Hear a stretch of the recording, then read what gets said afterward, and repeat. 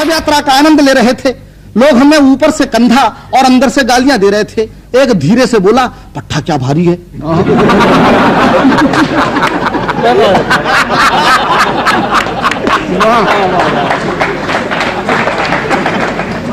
एक धीरे से बोला, साला क्या भारी है। दूसरा बोला, भाई साहब ट्रक की सवारी है। दूसरा बोला, भाई साहब ट्रक की सवारी है। ट्रक ने भी मना कर दिया तो हमारे कंधों पे जा रही है। इसे मरना ही था तो संडे को मरता, कहां मंडे को मर गया बेदर्दी। एक ही तो छुट्टी बची थी, कमबख्त ने उसकी भी छुट्टी कर दी। एक ही तो छुट्टी बची थी, कमबख्त ने उसकी भी छुट्टी कर दी। एक और बोला कि हाँ यार काम तो हमारा भी लटक गया।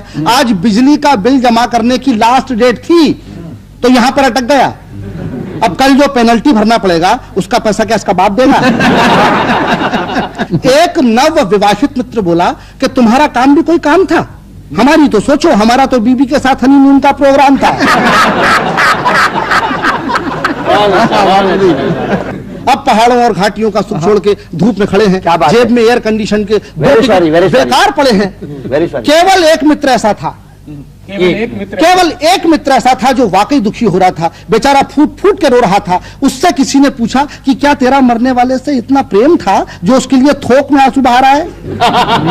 वो बोला, मरने वाले को मारो गोली भाई साहब, हमको तो अपना 100 रुपए का नोट याद आ रहा है। हमने अपने बाप से लेके दिया था और अभी तो ब्याज भी नहीं लिया था कि ये इंटरवल में मर गया। साला हमारे लिए कितना टेंशन कर गया। अब तुम हमारे बाप को नहीं जानते, इतना कंजूस है कि लोग हमको उसका बेटा ही नहीं मानते।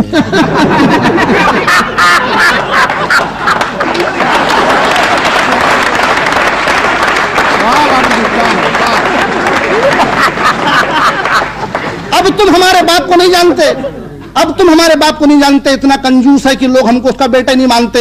आपस में फुसफुसाते हैं कि कंजूस ने बेटा कैसे पैदा कर दिया।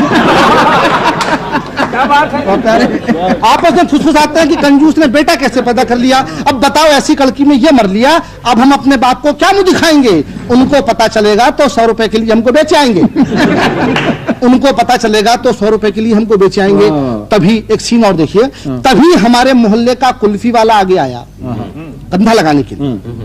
तभी हमारे मोहल्ले का कुल्फी वाला आगे आया और उसने अपना कंधा जैसे ही हमारी अर्थी को लगाया, कमबख्त के मुंह से आवाज आई, ठंडी मीठी बर्फ मलाई।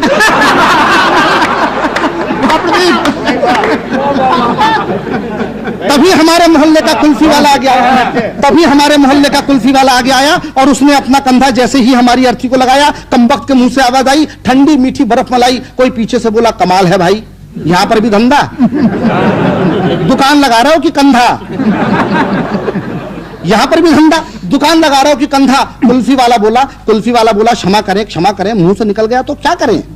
ऐसा नहीं कि मैं शव यात्रा के कायदे कानून नहीं जानता, मगर इस कमबख्त मुंह को क्या करूं जो नहीं मानता। जैसे ही कोई वजनदार सामान कंधे पर आता है, मुंह से बर्फ मलाई पहले निकल जाता है।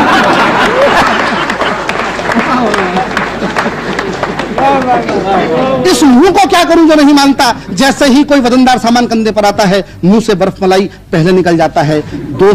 दोस्तों जून का महीना था, हर आदमी पसीना पसीना था। एक अर्थी ढोऊ बोला,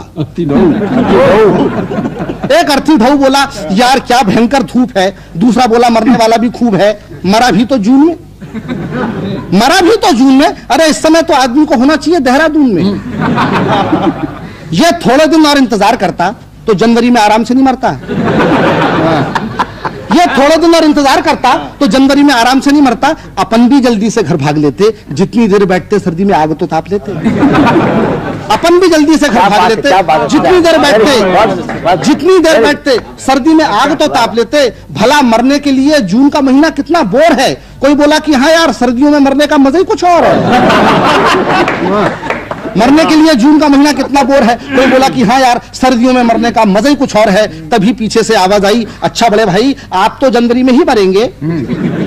वे बोले नहीं, हम फरवरी में प्रस्थान करेंगे, जनवरी में हमारा इंक्रीमेंट आता है।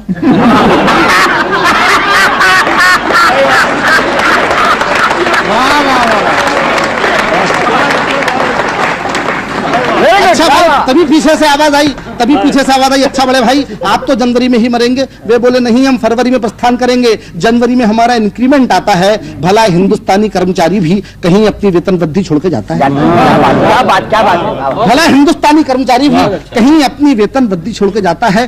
तभी शायद किसी को श्मशान दिखा, वो मारे प्रसन्नता के चीखा। तभी शायद किसी को श्मशान दिखा, वो मारे प्रसन्नता के चीखा कि राम नाम सत्य है। एक अधमरा बोला कि भैया दरअसल मर तो हम रहे हैं, मुर्दा तो साला अपनी जगह मस्त है।